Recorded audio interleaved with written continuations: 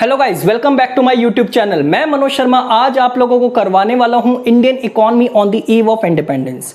यहां पर हम लोग बात करने वाले हैं इस चैप्टर के आखिरी टॉपिक की, जिसका नाम है positive contributions of British rule. यहां पर हम देखेंगे क्या अंग्रेजों ने इंडिया को लूटा ही है, क्या कोई पॉजिटिव काम किया भी है या नहीं किया, क्या वाकई हमें उनसे कुछ सीखने को मिला भी है या नहीं मिला। तो यहां पर हम बात करेंगे positive contributions of British rule. तो सबसे पहले हम बात करते हैं इसके फर्स्ट पॉइंट की। क्या है फर्स्ट पॉइंट? सेल्फ सफिशिएंसी इन फूड ग्रेन प्रोडक्शन, यानी कि फूड ग्रेन प्रोडक्शन में हम लोग क्या हो गए, आत्मनिर्भर हो गए। कैसे हो गए आप लोग देख सकते हो। देखो, पहले आप लोगों ने देखा होगा एक वर्ड आता था कमर्शियलाइजेशन ऑफ एग्रीकल्चर। हमने इसका मीनिंग बहुत ही अच्छी तरीके से समझ लिया था। क्या था इसके अंदर, हमने पढ़ा था जब, तो हमने देखा था इसके अंदर ये था कि किसानों को फोर्स किया जाता था कि आप उस चीज का प्रोडक्शन करो जो हमारी कंट्री के लिए सुटेबल है। जैसे कि उन्होंने जूट और इंडिको की खेती करने के लिए मजबूर किया, किसको? किसानों को। ठीक है, क्योंकि यहां पर उनका बेनिफिट छुपा हुआ था, क्योंकि वहां पर वो उनका यूज ज्यादा करते थे, इंडिको वगैरह का, जूट वगैरह का, सिल्क वगैरह का, इनका ज्यादा यूज किया करते थे, इसलिए मजबूर किया गया। ठीक है ना, खाने पीने की सामान की जगह इनका प्रोडक्शन करने के लिए मजबूर किया, किसको? किसानों को। इसलिए इसको हम क्या कहते थे? Commercialisation of agriculture. ठीक है ना। लेकिन अब सोचो, जब अंग्रेज चले गए, अब इसका मतलब यह हो गया ना कि अब इंडियंस को कम से कम व्यापार करना तो आ गया ना। उन्होंने कम से कम ये तो सिखा दिया ना कि आप अपने जो प्रोडक्ट्स हैं, यानी कि जो आपके एग्रीकल्चर प्रोडक्ट्स हैं, उनका आप कमर्शियलाइज कैसे कर सकते हो, यानी कि आप उन्हें बेच कैसे सकते हो। जरूरी नहीं इंडिया के बाहर, आप इंडिया में ही आप उसे कैसे कमर्शियलाइज कर सकते हो, कैसे आप उन्हें बेच सकते हो और कैसे आप वहां पे प्रॉफिट कमा सकते हो। तो यानी कि उन्होंने एक तो ये पॉजिटिव चीज सिखा दी, जहां पर वो लोग पहले क्या करते थे कि ब्रिटिश रूल के आने से भी पहले कि खुद उगाते थे, खाते थे, बस यही चलता रहता था।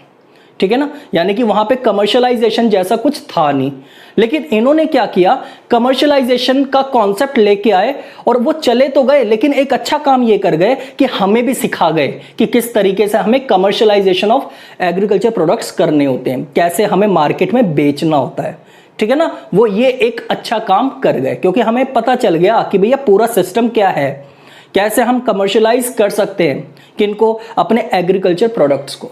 ठीक है, बात समझ में आ गई। इसलिए हम इसके लिए क्या हो गए, आत्मनिर्भर बना के चले गए। वो हमें आत्मनिर्भर कि अब आप खुद सक्षम हो, किस चीज के लिए सक्षम हो कि आप अपने प्रोडक्ट्स को खुद कमर्शियलाइज कर सकते हो, यानी कि बेच सकते हो, आगे एक मार्केट प्रॉपर इसकी बना सकते हो। ठीक है, बात समझ में आ गई ना आप लोगों को। जरूरी नहीं इंडिया के बाहर, इंडिया में भी आप कर सकते हो ये काम।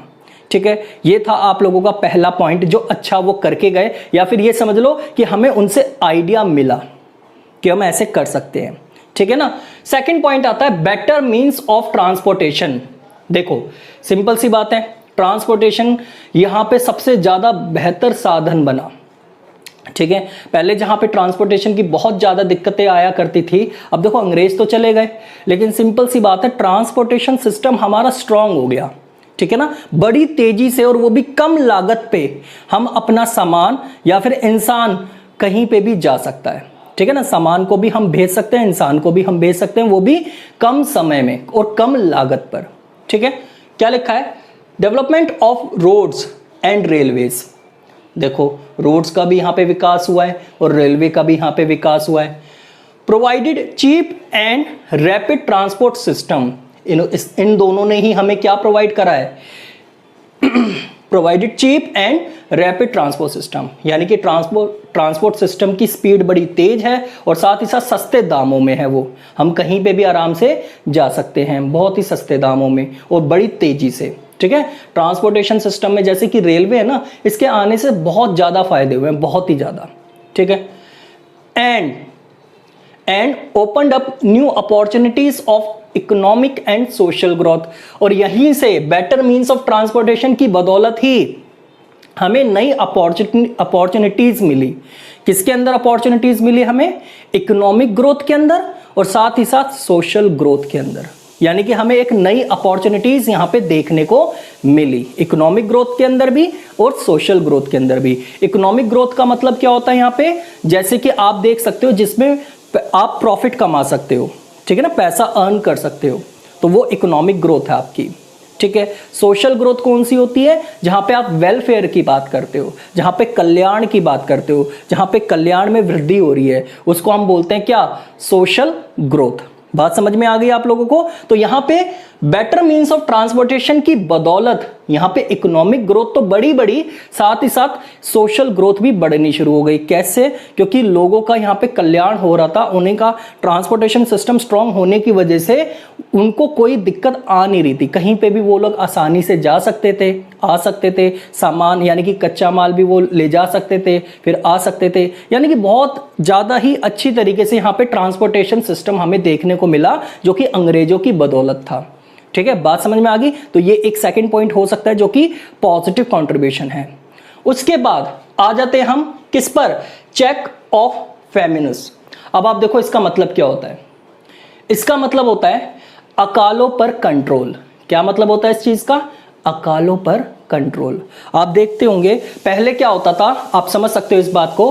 पहले मान लो किसी पर्टिकुलर एरिया में, सपोज करो यहां पे किसी पर्टिकुलर एरिया में, मान लो ये पर्टिकुलर एरिया है, इस पर्टिकुलर एरिया में जब अकाल पड़ता था ना,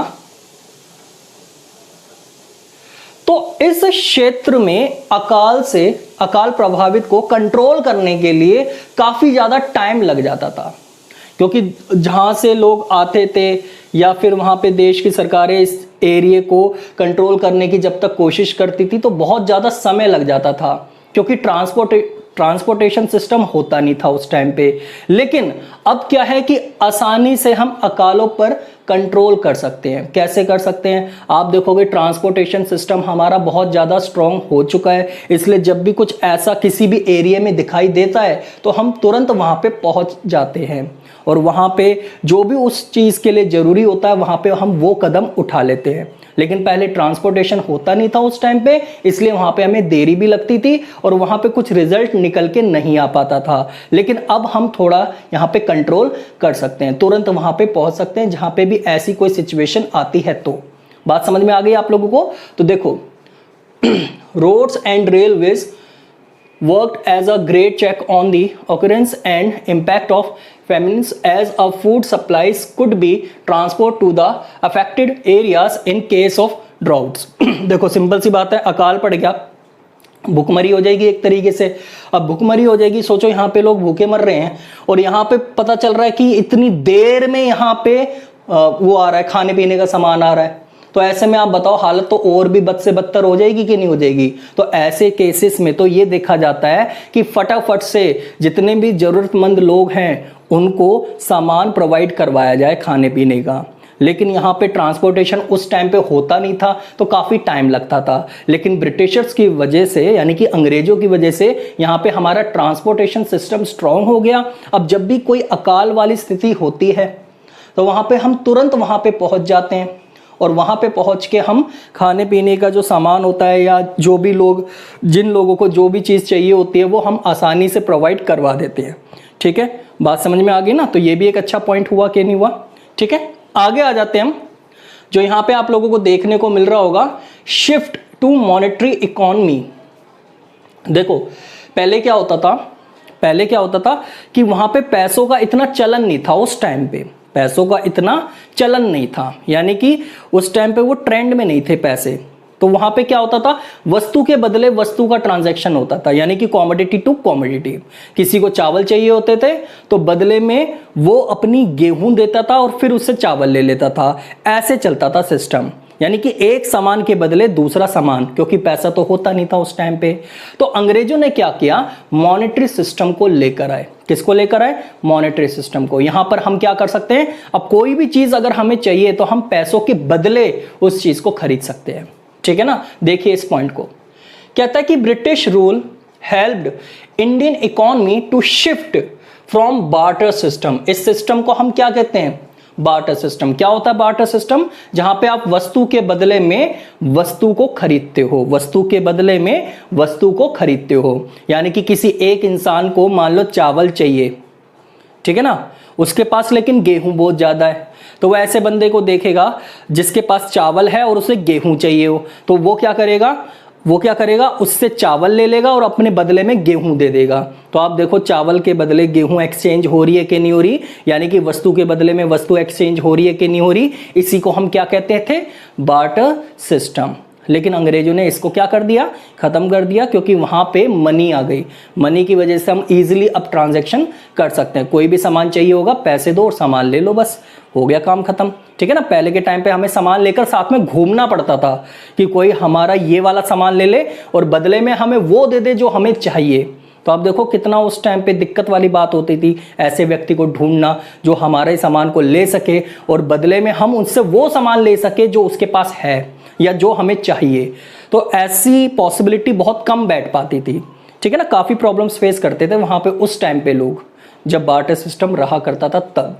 ठीक है, तो यहाँ पे आप देख सकते हो ये वाला पॉइंट भी हो गया आपका। उसके बाद आता है इफेक्टिव एडमिनिस्ट्रेटिव सिस्टम। अब आप देखो इसके अंदर क्या है। देखो अंग्रेजों ने इंडिया में राज किया, सिंपल सी बात है, ऑफिस वगैरह अपने खोले, पूरा प्रशासन उन्होंने इंडिया में अपना बना दिया, एक तरीके से सारी चीज़ें इंडिया में अपनी सेट कर दी। तो अब देखो वो तो चले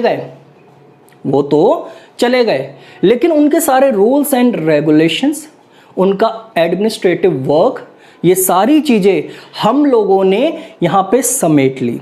यानी कि जो इंडिया के जो पॉलिटिशियंस थे उन्हें कराया मिल गया सब कुछ, उन्हें अलग से कुछ करने की जरूरत नहीं पड़ी। ये समझ लो अंग्रेजों से विरासत में मिल गई क्या, एडमिनिस्ट्रेटिव। बात समझ में आ गई आप लोगों को, यानी कि पूरा का पूरा प्रशासन, काम कैसे करना है, किसका काम क्या होगा, रूल्स क्या होंगे, रेगुलेशंस क्या होंगे, ये सारी की सारी बातें, रिकॉर्ड्स कैसे करने हैं, ये सारी की सारी बातें हमें अंग्रेजों से किस में मिल गई, विरासत में मिल गई।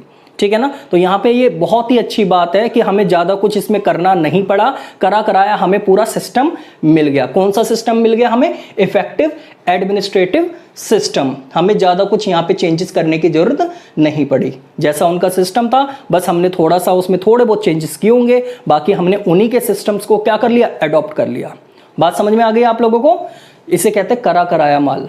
ठीक है ना, the British government had an efficient administrative system which serve as ready reckoner for Indian politicians। यानी कि कराया इंडियन पॉलिटिशियंस को वो चीज मिल गई।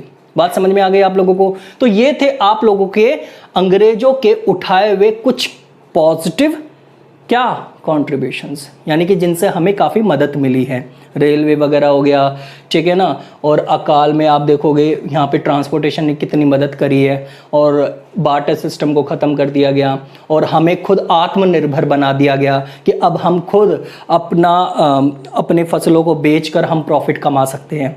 ठीक है ना, इंडिया में ही बेचकर हम अपना प्रॉफिट भी कमा सकते हैं। उन्होंने, क्योंकि कमर्शलाइजेशन ऑफ एग्रीकल्चर का कॉन्सेप्ट जो वो लेकर आए थे वो हमारे दिमाग में बैठ गया कि भैया अब तू तो चला गया, कोई बात नहीं, अब ये सारा कुछ मैं समेटूंगा, मैं संभालूंगा, मैं देखूंगा कि मेरे को कौन सा प्रोडक्ट कहाँ बेचना है, किस चीज़ का प्रोडक्शन करना है, किस चीज़ का प्रोडक्शन नहीं करना।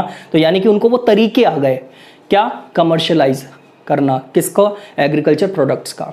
बात समझ में आ गई आप लोगों को। तो ये था आप लोगों का पूरा कॉन्सेप्ट, जिसमें मैंने आप लोगों को बता दिया क्या, positive contributions of British rule.